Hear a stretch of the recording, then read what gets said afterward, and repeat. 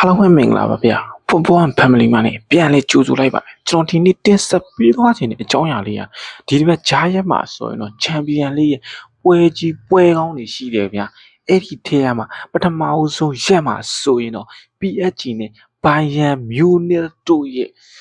ပွဲရှိတယ်ဗျာဒီပွဲကဆိုရင်တော့အရန်ကိုပဲစိတ်ဝင်စားစရာအကောင်းဆုံးပွဲတစ်ပွဲဖြစ်မယ်လို့ခံမှန်းလို့ရတယ်ဗျာဘာဖြစ်လို့လဲဆိုတော့ဒီနှစ်တင်းရဲ့ချန်ပီယံလိကစားထားတဲ့ရှားလက်တွေကိုကြည့်မယ်ဆိုရင်တော့နှစ်တင်းစလုံးကအဆင့်1အဆင့်2ဆိုတဲ့ရလတ်မှာဇီယားမှာဆိုရက်တည်နေပြီ PSG ကဆိုရင်တော့ပြ3ပွဲကစား3ပွဲနိုင်ရာကို10ကိုနဲ့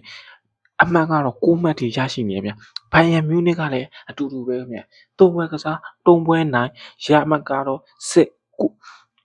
3ပွဲကစား3ပွဲနိုင်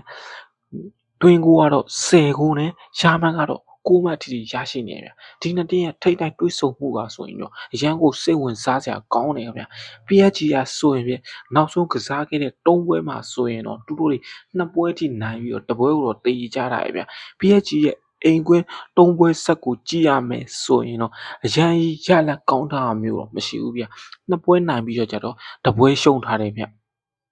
2ပွဲနိုင်ပြီးတော့တပွဲတည်ကြတာရဲ့ဗျဘိုင်ယန်မြူနစ်ရဲ့အဝေးနောက်ဆုံးကစားခဲ့တဲ့3ပွဲမှာဆိုရင်တော့ဘိုင်ယန်မြူနစ်က3ပွဲစလုံးကိုအနိုင်ရရှိထားရဲ့ဗျ